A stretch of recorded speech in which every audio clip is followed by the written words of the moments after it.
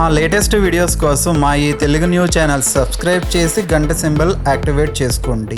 రోజు చేతితో అన్నం తినేవారు ఈ వీడియో చూడండి. ఈ విషయాలు ఎవరు ఎక్కడ చెప్పి ఉండరు. ఇది మీకు తెలియని రహస్యం. కాలం మారుతున్న కొద్దీ మన ఆచారాలు అలవాట్లు కూడా వేగంగా మారిపోతూ ఉన్నాయి. ఆధునికత పేరుతో మనం మన పూర్వీకులు అందించిన గొప్ప ఆరోగ్య మరియు ఆధ్యాత్మిక రహస్యాలను పూర్తిగా విస్మరిస్తూ ఉన్నాము. అన్నం తినే పద్ధతిలో మనం కొన్ని ముఖ్యమైన నియమాలను పాటించాలి.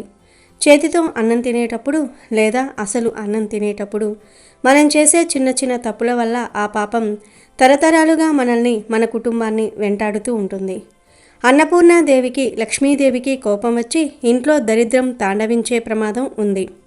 అందుకే మనం తినేటప్పుడు ఎలాంటి తప్పులు చేయకూడదు, ఎలాంటి నియమాలు పాటించాలి, చేతితో తినటం వల్ల కలిగే అద్భుత ప్రయోజనాలు ఏమిటో ఇప్పుడు మనం చాలా వివరంగా తెలుసుకుందాము. ఈ జ్ఞానం మీ జీవితంలో సానుకూల మార్పులను తీసుకురావడానికి ఒక గొప్ప అవకాశం. ఈ వివరాలను మీరు తెలుసుకోకపోతే మీరు ఆరోగ్యపరంగా మరియు ఆధ్యాత్మికంగా చాలా కోల్పోతారు. కనుక ఈ వీడియోను చివరి వరకు చూడండి. ఇది కేవలం సమాచారం మాత్రమే కాదు, మీ జీవితాన్ని మార్చే బంగారు తాళం చెవి.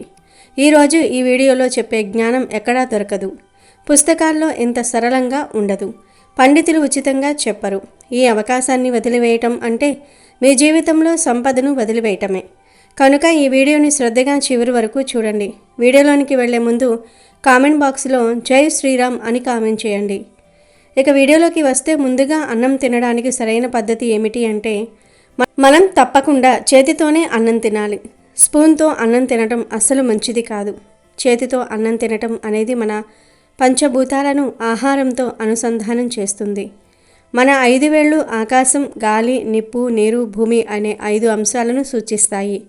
ఈ 5 అన్నంతో తాకించటం ద్వారా మనం విశ్వశక్తిని ఆహారంలోనికి ఆహ్వానిస్తున్నామని అర్థం. మన వేళ్ల చివర్లలో నాడులు ఉంటాయి. ఇవి నేరుగా మెదడుకు మరియు జీర్ణ వ్యవస్థకు అనుసంధానించబడి ఉంటాయి. మనం అన్నాన్ని చేతితో తాకగానే ఆ స్పర్శ ద్వారా మెదడుకు ఆహారం రాబోతుంది అని సంకేతం వెళ్తుంది. వెంటనే కడుపులో జీర్ణరసాలు విడుదలవ్వటం మొదలవుతూ ఉంటాయి. అదే స్పూన్ వాడితే ఈ సంకేతాలు అదనపు ఫలితంగా జీర్ణ సమస్యలు వస్తాయి. అన్నం తినడానికి ముందు తప్పనిసరిగా కాళ్ళు చేతులు శుభ్రంగా కడుక్కోవాలి. ఈ అలవాటు కేవలం పరిశుభ్రతకు మాత్రమే కాదు, ఆయుర్వేదం ప్రకారం మన చేతుల్లో కాళ్ళల్లో ఉన్న నాడులు జీర్ణ వ్యవస్థకు నేరుగా అనుసంధానమై ఉంటాయి. మనం చేతులు కడుక్కున్న వెంటనే ఆ నాడులు ఉత్తేజితమై జీర్ణరసాల ఉత్పత్తికి సిద్ధమవుతాయి. దీనివల్ల ఆహారం సులభంగా వేగంగా జీర్ణమవుతుంది. కాళ్ళు కడుక్కోవటం వల్ల శరీర ఉష్ణోగ్రత సమతుల్యమవుతుంది. మనసు ప్రశాంతంగా మారుతుంది. అన్నం తినే ముందు ఈ నియమాన్ని స్మరిస్తే లక్ష్మీదేవి ఆగ్రహానికి గురి కావాల్సి వస్తుంది. బయట తిరిగినప్పుడు మన పాదాల ద్వారా అనేక రకాల ప్రతికూల శక్తులు మనల్ని అంటుకుని ఉంటాయి. కాళ్ళు కడుక్కోవటం వల్ల ఆ నెగిటివ్ ఎనర్జీ తొలగిపోయి సానుకూల వాతావరణంలో భోజనం చేయడానికి శరీరం సిద్ధమవుతుంది. అన్నం తినే భంగిమ కూడా చాలా ముఖ్యం. అన్నం నేలపై కూర్చుని తినాలి. అది కూడా నేలపై ఒక గుడ్డ వేసుకుని లేదా చాప మీద కూర్చొని తినాలి. నేరుగా నేలపై కూర్చోవటం అంటే ఒక ఆసనం లేదా గుడ్డ వేసుకోవటం వల్ల నేల యొక్క శీతల ప్రభావం శరీరంపై పడకుండా ఉంటుంది. నేలపై కూర్చుని సుఖాసనం లేదా ఏదైనా సౌకర్యవంతమైన భంగిమలో తినటం వల్ల జీర్ణక్రియకు సహాయపడే కడుపు కండరాలు చురుకుగా పనిచేస్తాయి. నేలపై కూర్చుని తినకపోతే మీ శరీరంలోని శక్తిని భూమి తనలోనికి లాగేసుకుంటూ ఉంటుంది అని ఒక నమ్మకం కూడా ఉంది. భూమి ఒక శక్తివంతమైన అయస్కాంత క్షేత్రం. మనం నేలపై సరైన ఆసనంలో కూర్చున్నప్పుడు మాత్రమే ఆ శక్తిని సమతుల్యం చేసుకోగలుగుతాము. ఇప్పుడు ఉన్న కాలంలో చిన్నవారు పెద్దవారు అందరూ డైనింగ్ టేబుల్పై కుర్చీలో కూర్చొని తింటూ ఉన్నారు. కానీ ఇది సరైన పద్ధతి కాదు. వీలు కాని వారు మాత్రమే కుర్చీలో కూర్చొని తినాలి. మిగిలిన వారంతా నేలపై కూర్చొని తినే సాంప్రదాయాన్ని పాటించడం ద్వారా దీర్ఘాయుష్ను ఆరోగ్యాన్ని పొందవచ్చు. మనం నేలపై కూర్చుని తినేటప్పుడు ఆహారం తీసుకోవడానికి ముందుకు వంగుతాము, మళ్ళీ వెనక్కి వెళ్తాము. ఈ కదలిక వల్ల కడుపులోని కండరాలు కదిలి జీర్ణక్రియ అద్భుతంగా జరుగుతుంది. కుర్చీలో కూర్చుని తింటే ఈ వ్యాయామం జరగదు. ఫలితంగా గ్యాస్ట్రిక్ సమస్యలు మరియు పొట్ట పెరగటం వంటివి జరుగుతూ ఉంటాయి. చేతితో తినే విధానంలో ఒక గొప్ప రహస్యం కూడా దాగి ఉంది. చేతితో తినటం వల్ల ఆ ఆహారం యొక్క అసలైన రుచిని మనం పూర్తిగా అనుభవించగలుగుతాం.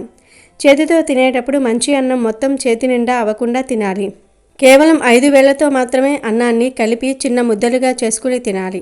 ఈ చిన్న ముద్దలు నోటిలో త్వరగా కరిగి లాలాజలంతో బాగా కలిసి జీర్ణక్రియ సులభతరం అవుతుంది. స్పూన్లతో అస్సలు తినకూడదు. స్పూన్ అనేది ఆహారానికి మన శరీరానికి మధ్య అడ్డుగా నిలుస్తుంది. ఇది వేళ్ల ద్వారా మెదడుకు చేరే సంకేతాలను నిరోధిస్తుంది.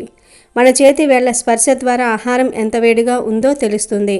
దీనివల్ల నాలుక కాలిపోకుండా కాపాడుకోవచ్చు. అదే స్పూన్ వాడితే వేడి తెలియక నోరు కాల్చుకునే ప్రమాదం కూడా ఉంది. అన్నాన్ని చేతితో కలపటం వల్ల అందులో ఉన్న ప్రాణశక్తి మన శరీరంలోనికి ప్రవేశిస్తుంది. ముఖ్యంగా పిల్లలకు అన్నం తినిపించే విషయంలో తల్లులు చాలా జాగ్రత్తలు పాటించాలి.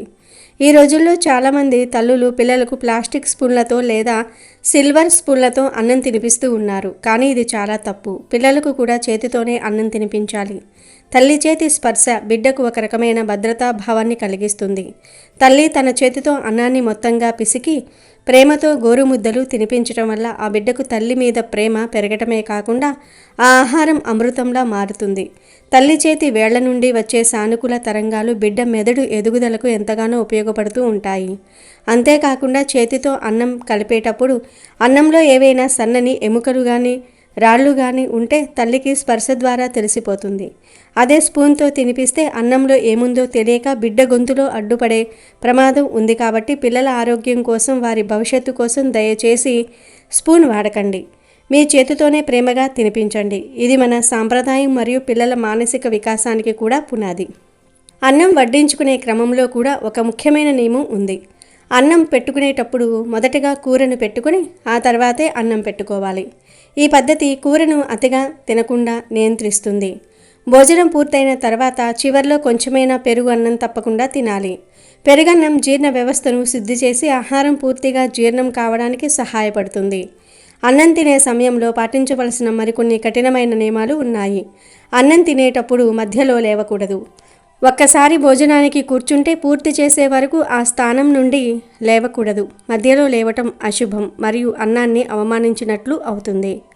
మాట్లాడకుండా అన్నం తినాలి. మాట్లాడకుండా తినటం అనేది ఆహారంపై పూర్తి ఏకాగ్రతను పెంచుతుంది.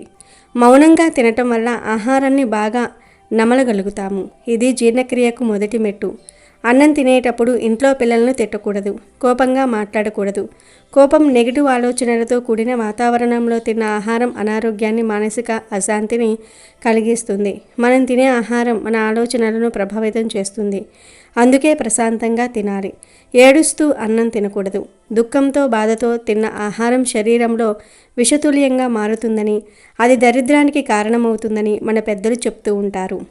అన్నం తినే ప్లేటు పట్ల మనం అత్యంత గౌరవంగా ఉండాలి. మనం అన్నం తినే ప్లేటుకు మన కాళ్ళు తగలకూడదు. అన్నం సాక్షాత్తు పరబ్రహ్మ స్వరూపం కాబట్టి పాదాలు తగలటం అగౌరవంగా, పాపంగా పరిగణించబడుతుంది. ఎవరు తిన్న ప్లేట్ను వారే తీయాలి. ఇది వ్యక్తిగత బాధ్యతను, పరిశుభ్రతను తెలియజేస్తుంది. అయితే ఇంటికి అతిథులు వస్తే వారికి ముందుగా అన్నం వండించి భోజనం అయిన తర్వాత వారి ప్లేట్ను కూడా మనం గౌరవంగా తీయాలి. అతిథి దేవో భవ అని మన శాస్త్రం చెప్తుంది. అన్నం చేతితో తినటం వల్ల రుచి ఇంకా తెలుస్తుంది. ఆరోగ్యం బాగుంటుంది. ఆ రుచిని ఆస్వాదిస్తూ తింటారు. చేతితో తినటం వల్ల లాలాజల ఉత్పత్తి పెరిగి జీర్ణక్రియ సజావుగా సాగుతుంది. మన చేతివేళ్లు ఆహారాన్ని తాకినప్పుడు శరీరంలో ఉన్న పంచప్రాణాలు ఉత్తేజితం అవుతాయి. ఇవి ఆహారాన్ని శక్తిగా మార్చడంలో సహాయపడతాయి. అన్నం తిన్న తర్వాత చేయకూడని అతిపెద్ద తప్పు ఏమిటి అంటే అన్నం తిన్న ప్లేట్లో చేతిని పూర్తిగా కడగకూడదు. ప్లేట్లో చేతిని పూర్తిగా కడగటం వల్ల మిగిలిన ఆహార పదార్థాలు వ్యర్థంగా పోతాయి.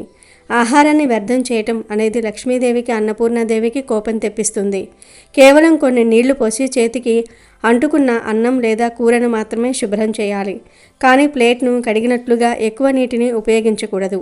అన్నం తిన్న ప్లేట్లో చెయ్యి కడిగితే ఆ ఇంట్లో సిరి సంపదలు నిలవవు అని పెద్దల మాట. కాబట్టి ప్లేట్ పక్కన పెట్టి బయట లేదా వాష్ బేసిన్లో చెయ్యి కడుక్కోవటం ఉత్తమం. అన్నం తినటం పూర్తయిన తర్వాత ప్లేట్లో ఒక మెతుకు కూడా వదలకూడదు. ప్లేట్లో అన్నం వదిలేస్తే మనల్ని పోషించే భూతల్లిని బాధపెట్టినట్లు అవుతుంది. అందుకే ఎంత ఆకలి ఉందో అంతే వడ్డించుకోవాలి. ఆహారాన్ని వృధా చేయటం మహాపాపం. అంతేకాకుండా మనం భోజనం చేసే దిశ కూడా చాలా ముఖ్యం. తూర్పు దిశగా లేదా ఉత్తరం దిశగా ముఖం పెట్టి భోజనం చేయటం చాలా శ్రేయస్కరం. పడమర లేదా దక్షిణం వైపు ముఖం పెట్టి తినటం అంత మంచిది కాదు అని వాస్తు శాస్త్రం చెప్తుంది. సూర్యుడు ఉదయించే దిశలో కూర్చుని తినటం వల్ల ఆయురారోగ్యాలు కలుగుతాయి. భోజనం చేసేటప్పుడు మనసులో దైవ స్మరణ చేస్తూ లేదా కనీసం ఈ ఆహారం ఇచ్చిన దేవుడికి కృతజ్ఞతలు తెలుపుతూ తినటం వల్ల ఆ ఆహారం ప్రసాదంగా మారుతుంది. చాలామంది టీవీలు చూస్తూనో లేదా ఫోన్లు చూస్తూనో అన్నం తింటారు. ఇది చాలా ప్రమాదకరమైన అలవాటు. ఇలా చేయటం వల్ల మనం ఎంత తింటున్నామో తెలియదు. ఆహారం సరిగ్గా నమలము. దీనివల్ల ఊబకాయం మరియు ఇతర ఆరోగ్య సమస్యలు వస్తాయి. కాబట్టి భోజనం చేసే ఆ 10 నిమిషాలు టీవీ, ఫోన్ పక్కన పెట్టి ఆహారం మీద దృష్టి పెట్టి తినాలి. మనం తినే ఆహారం కేవలం కడుపు నిండడానికే కాదు, అది మన శరీరాన్ని, మనసును స్మరించే ముడి సరుకు. సాత్వికమైన ఆహారాన్ని సాత్వికమైన పద్ధతిలో తింటే మన ఆలోచనలు కూడా సాత్వికంగా ఉంటాయి. చేతితో తినటం వల్ల మనకు ఆహారం పట్ల ఒక గౌరవం ఏర్పడుతుంది. స్పూన్తో తింటే ఆ బంధం ఉండదు. విదేశీ సంస్కృతిని అనుకరిస్తూ మన గొప్ప ఆచారాలను మర్చిపోకూడదు. మన చేతి వేళల్లో ఉండే శక్తి తరంగాలు ఆహారాన్ని శుద్ధి చేస్తాయి. మనం అన్నం కలిపేటప్పుడు మన శరీరం నుండి వెలువడే ఒక రకమైన విద్యుత్ శక్తి ఆహారంలో కలుస్తుంది. ఇది మన సొంత శక్తి కాబట్టి ఆహారం మన శరీరానికి త్వరగా వంటబడుతుంది. వేరే వాళ్ళు స్పూన్లతో వడ్డించినా చివరికి మనం చేతితో కలుపుకుని తింటేనే ఆ తృప్తి లభిస్తుంది. ముఖ్యంగా రాత్రిపూట భోజనం చేసేటప్పుడు త్వరగా తినాలి. నిద్రపోవడానికి కనీసం 2 గంటల ముందు భోజనం ముగించాలి. తిన్న వెంటనే నిద్రపోకూడదు. వజ్రాసనంలో కూర్చోవటం లేదా కాసేపు నడవటం మంచిది. అన్నం తినేటప్పుడు నీళ్లు ఎక్కువగా తాగకూడదు. భోజనానికి ఒక అరగంట ముందు నీళ్లు తాగాలి లేదా భోజనం పూర్తయిన ఒక అరగంట తర్వాత తాగాలి. భోజనం మధ్యలో గొంతు పడితే కొద్దిగా నీళ్లు తాగవచ్చు. కానీ గ్లాసుల కొద్దీ త్రాగటం వల్ల జీర్ణరసాలు పలచబడి జీర్ణక్రియ మందగిస్తుంది. చేతితో తినే అలవాటు ఉన్నవారు సహజంగానే ఆహారాన్ని చిన్న చిన్న ముద్దలుగా తీసుకుంటూ ఉంటారు. కాబట్టి వీరికి నీళ్లు త్రాగాల్సిన అవసరం పెద్దగా రాదు. అదే స్పూన్లతో తినేవారు గబగబా మింగేయటం వల్ల నీళ్లు ఎక్కువగా త్రాగుతూ ఉంటారు. ఇది ఆరోగ్యానికి మంచిది కాదు. మన పూర్వీకులు నేల మీద బాసిపెట్టు వేసుకొని విస్తరి ఆకులో లేదా అరటి ఆకులలో భోజనం చేసేవారు. అరటి ఆకులో వేడివేడి అన్నం వడ్డించుకున్నప్పుడు ఆకులోని పోషకాలు అన్నంలో కలిసి ఆరోగ్యానికి మేలు చేస్తాయి. ఇప్పుడు అరటి ఆకులు దొరక్కపోవచ్చు, కానీ కనీసం స్టీల్ ప్లేట్లో అయినా చేతితో తినే అలవాటును మానుకోకూడదు. ప్లాస్టిక్ ప్లేట్లలో వేడి ఆహారం తినడం క్యాన్సర్ వంటి వ్యాధులకు దారితీస్తుంది. కాబట్టి ఎట్టి పరిస్థితుల్లోనూ ప్లాస్టిక్ ప్లేట్లను వాడకండి. మన చేతికి ఉన్న 5 వేళ్ళు పంచభూతాలకు ప్రతీకలు అని చెప్పుకున్నాం కదా. బొటనవేలు అగ్నితత్వానికి, చూపుడు వేలు వాయుతత్వానికి, మధ్యవేలు ఆకాశతత్వానికి, ఉంగరపు వేలు భూతత్వానికి, చిటికెన వేలు జలతత్వానికి ప్రతీకలు. ఈ 5 వేళ్ళు కలిపి అన్నం ముద్దను పట్టుకున్నప్పుడు ఒక యోగ ముద్ర ఏర్పడుతుంది. ఈ ముద్ర వల్ల ప్రాణశక్తి శరీరమంతా ప్రవహిస్తుంది. ఇది కేవలం ఆకలి తీర్చడమే కాదు, ఒక యోగ ప్రక్రియ లాంటిది. ఈ నియమాలను పాటిస్తూ అన్నం తింటే అన్నం యొక్క పూర్తి ప్రయోజనాలను, రుచిని ఆస్వాదించటమే కాకుండా ఆరోగ్యంగా, సంతోషంగా జీవించవచ్చు.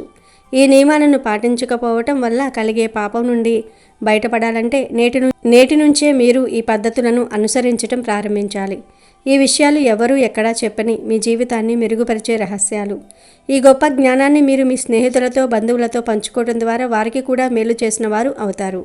మీ జీవితంలో ఎప్పుడూ అన్నపూర్ణాదేవి మరియు లక్ష్మీదేవి ఆశీస్సులు ఉండాలని మనస్ఫూర్తిగా కోరుకుందాం. మన సంస్కృతిని కాపాడుకోవటం మన బాధ్యత. రాబోయే తరాలకు ఈ మంచి అలవాట్లను నేర్పించటం మన కర్తవ్యం. ఆరోగ్యమే మహాభాగ్యం. ఆ ఆరోగ్యం మన చేతుల్లోనే ఉంది. అది కూడా మనం అన్నం తినే పద్ధతిలోనే దాగి ఉంది అని మర్చిపోకండి. అమెజాన్లో బెస్ట్ డిస్కౌంట్స్ కోసం వీడియో డిస్క్రిప్షన్లో లింకు ఉంది, చూడండి. అలాగే మా టెలిగ్రామ్ ఛానల్ సబ్స్క్రైబ్ చేసుకోండి.